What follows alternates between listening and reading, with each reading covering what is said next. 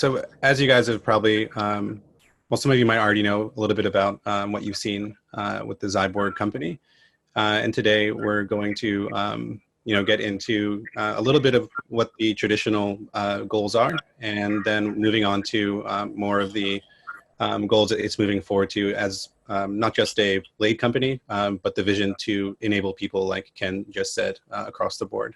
So maybe we can move a little bit into the technology with the blades. Yeah, totally. Ken would love to kind of talk about from your perspective.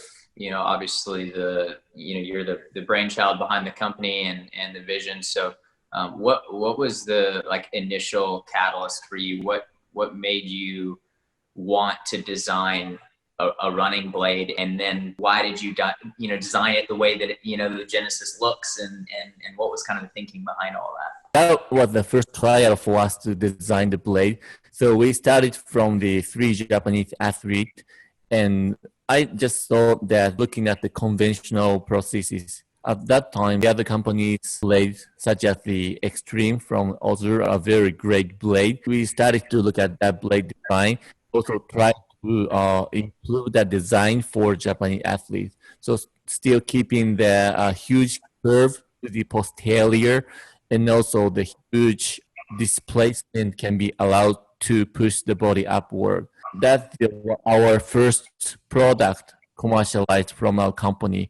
And Keita Sato was the first athlete who used our blades to compete in the Paralympic game in Rio. What was the prototype process like between going from each version of the Genesis blades? Something that was a quick back and forth all the time, or they were just sending you stuff and you were just saying yes or no? How did that work?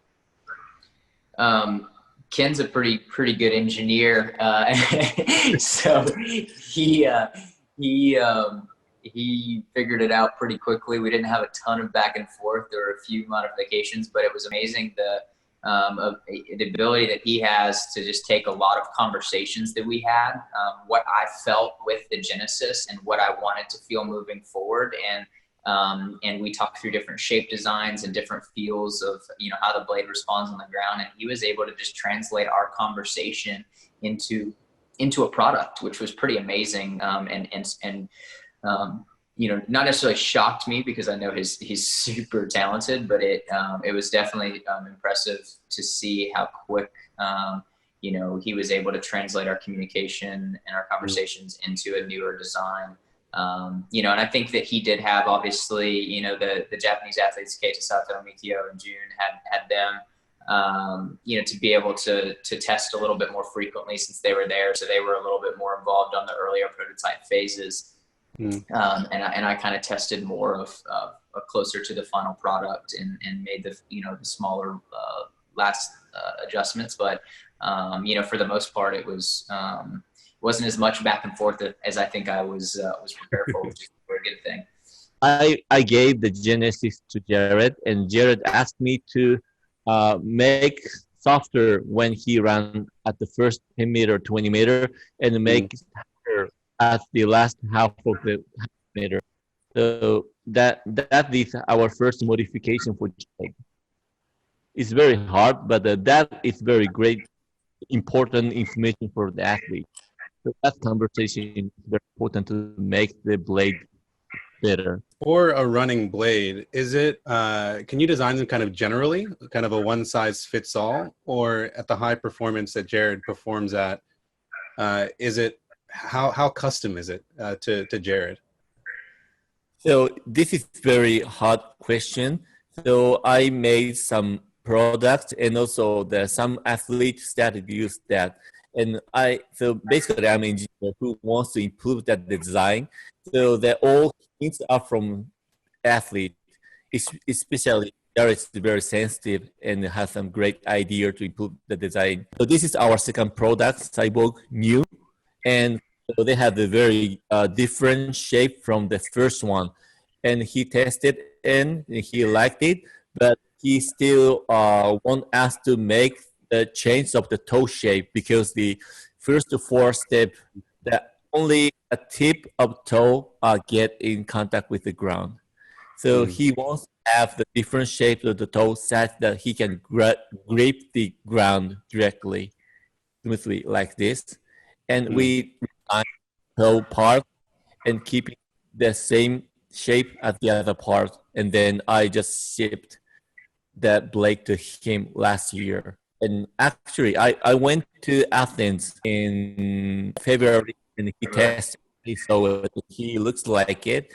Oh, so this is one of the process of redesigning the blade. So this is a very great example of our conversation. It's something that was unique about this, you know, the small change, I guess you could kind of call it, that we made with this from the new to the new plus was, you know, one of the things we were trying to do was not completely reinvent the wheel. You know, it's a very costly process. It's very expensive to, you know, completely change the shape and the design.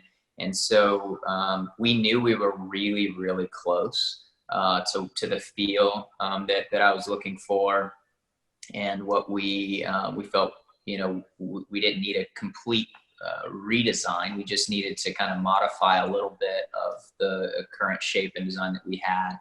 So you know, the ability to you know, add in a little bit, extend the toe a little bit, and change the angle of it a bit to enable me to get more contact on the ground, especially in those first 4 steps, was you know, was important to be for me to be able to do, but it was also important for Ken to make sure that you know, adding that would not change the integrity of the blade, would still make sure that the rest of the blade would respond accordingly. And once we felt comfortable, and Toray, obviously, the carbon manufacturer we use, you know, played a huge role in that as well.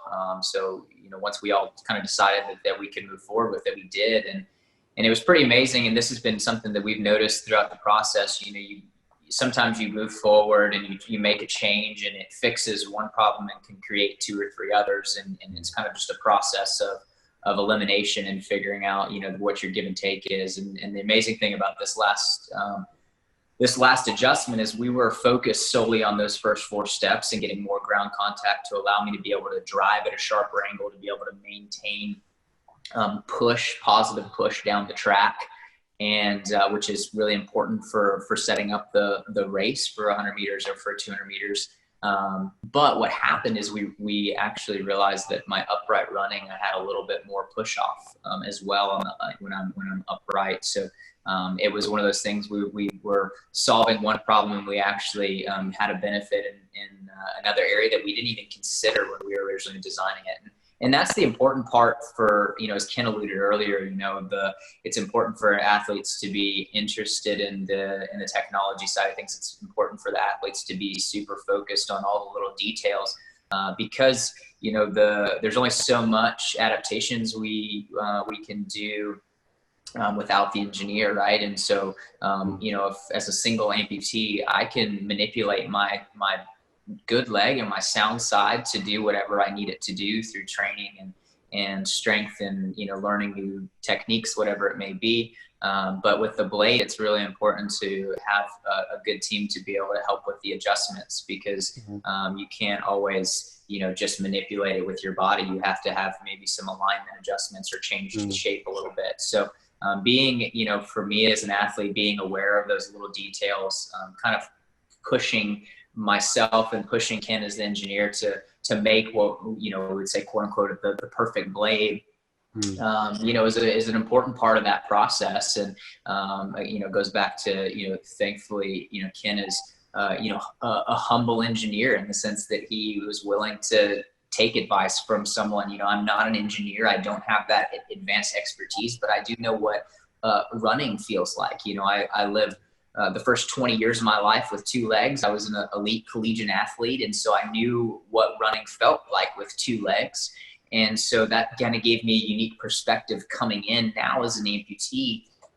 I feel like that I shouldn't, just because I wear a prosthetic doesn't mean that things should be different. So I've always pushed the people who've helped with my legs to go beyond and to think beyond, you know, the current technology. And for me, it's like, I should be completely normal. I should have I shouldn't feel a weird step or anything like that. And of course, the reality is there's going to be some differences, but the closer we can kind of make that gap and you know, Yeah, I guess just the ultimately the more normal it feels every step, the better, obviously. So that's what I've been pushing for and pushing Ken to do, and he's done a great job of leaning into some of those responses and developing a great blade. As an athlete performing at the Paralympic level, do most athletes have what you and Ken have in regards to this, almost immediate feedback response where it almost feels like you're building the blades together? Is that unique to your situation, or do most athletes have that within their teams? Yeah, I would say it's extremely unique for our situation. Aside from that, I'd also say every athlete, at least, the ones that are at the, top of the game, they do have their teams of people. It may look a little bit different. Everyone's kind of got their group around them that helps achieve what they want to achieve, whether it's with your prosthetist coaches, strength coaches, nutritionists, psychologists. There's just so many variables, and everyone has those kind of ones that they need more than others at certain seasons and certain times. So some athletes don't want to be involved at all with the engineering of the blade. They just want a blade that works. Give it to me. Let me go to the track and do things, And some athletes obviously want to be a little bit more involved in depth. So I think it's partially his personality of just individual and athletes. But, I know that the guys and girls that are, at the very top of the game, they each have their own individual team, and the makeup of those teams are different based on the needs of those individuals. But I would definitely say that, I'm one of a handful of athletes in the world that have access to an engineer, and not only access, but one that's, really interested in my input and listens to my feedback and designs and builds a blade around a lot of the things that we discussed.